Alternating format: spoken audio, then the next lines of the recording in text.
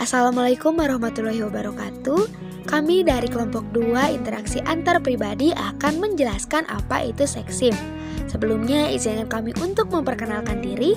Kelompok kami terdiri dari 10 orang, diantaranya ada Cynthia Puspitasari dengan NIM 001, Karini Ayu dengan NIM 004, Ade Saputra dengan NIM 009, Anissa Setia dengan NIM 010, Divya Clarissa dengan NIM 012, ada Nurmalasari dengan NIM 018, ada Fardi M. Raffi dengan NIM 019, ada Nur Fitri Utami dengan NIM 031, ada Rizkan Arlimi dengan NIM 033, serta Arif Wahyu Setiaji dengan NIM 035.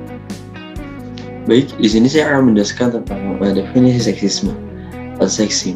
Seksisme merupakan suatu paham atau sistem kepercayaan yang mempercayai adanya fenomena yang masih menganggap jenis kelamin tertentu lebih unggul dari jenis kelamin yang lainnya.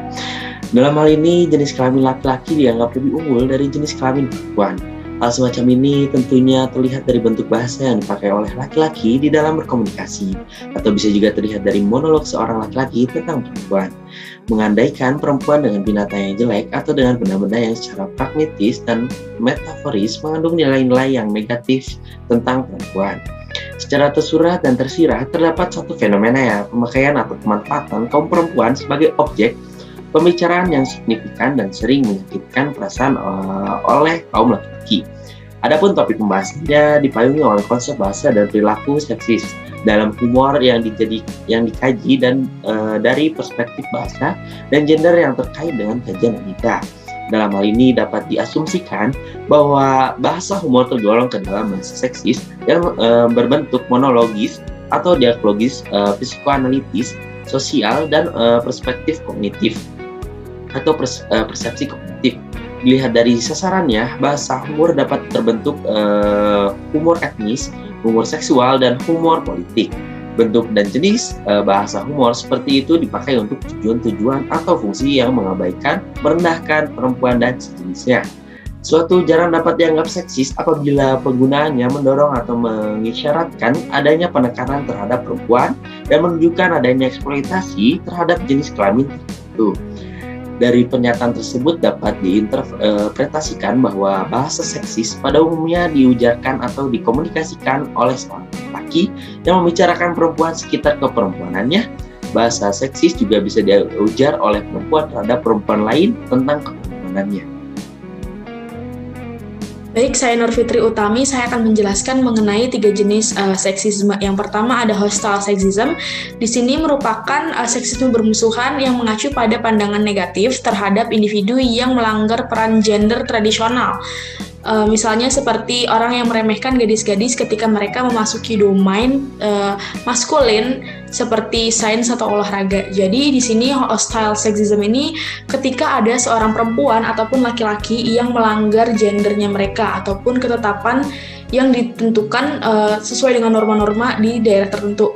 Misalnya di Indonesia ini ketika wanita bekerja menjadi supir itu merupakan bisa dibilang ketika orang-orang yang memiliki cara pandang hostile sexism, mereka akan cenderung untuk menjudge orang tersebut karena mereka menyalahi norma yang ada di Indonesia. Kemudian yang kedua ada benevolent sexism atau seksisme yang baik hati, merupakan bentuk seksisme yang lebih halus dan diekspresikan dengan cara yang tampaknya positif. Hal itu diungkapkan dengan menekankan peran laki-laki untuk melindungi, menafkahi, dan memberikan perempuan sebuah fasilitas dan menempatkan mereka di atas tumpuan dengan cara yang sopan. Perlindungan dan cinta ini diberikan sebagai imbalan atas kepatuhan perempuan terhadap peran gender tradisional. Kalau misalkan yang tadi hostile sexism ini ketika orang yang melanggar sesuatu itu diberikan pandangan buruk, kalau benevolent ini ketika seseorang ataupun individu yang mengikuti standar gendernya mereka seperti perempuan harus di rumah masak, menjaga anak, itu mereka akan lawan jenis ataupun suami itu dituntut untuk memberikan suatu kasih sayang, suatu nafkah yang bagus, kemudian difasilitasi karena mereka dianggap pure and innocence gitu. Jadi secara tidak langsung benevolent ini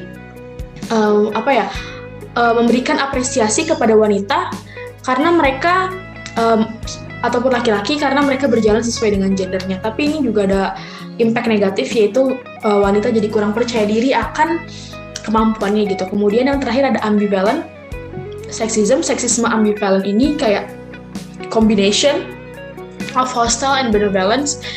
Jadi ini merupakan kerangka teoritis yang menyatakan bahwa seksisme memiliki dua subkomponen, seksisme bermusuhan dan seksisme baik hati. Seksisme yang bermusuhan mencerminkan evaluasi dan stereotype yang sangat negatif tentang gender. Misalnya seperti ini, ketika seseorang wanita itu sebenarnya pure and innocent gitu, mereka tuh connected to the nature, tapi di sisi lain wanita bisa menjadi menggunakan seductions mereka untuk mengkontrol laki-laki. Kemudian juga mereka bisa berbohong.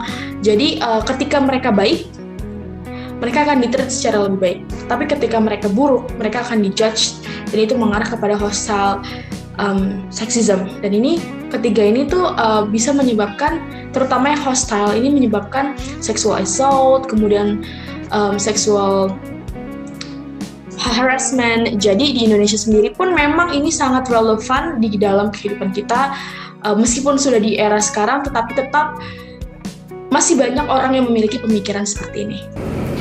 Kemudian, jenis seksisme yang selanjutnya ada internalized sexism. Seksisme terinternalisasi mengacu pada keyakinan seseorang yang dimiliki tentang dirinya sendiri. Seseorang biasanya mengambil keyakinan ini tanpa sadar sebagai akibat dari paparan seksisme atau pendapat orang lain. Internalized sexism bisa menyebabkan perasaan ketidakmampuan, ketidakberdayaan, keraguan dalam diri, rasa malu, dan lain sebagainya. Contoh dari internalized sexism ini adalah seseorang yang melakukan diet ketat. Seseorang yang melakukan diet ketat ini menyesuaikan diri dengan gender idealnya, walaupun itu akan merugikan dirinya sendiri. Kemudian jenis seksisme yang selanjutnya ada institutional sexism.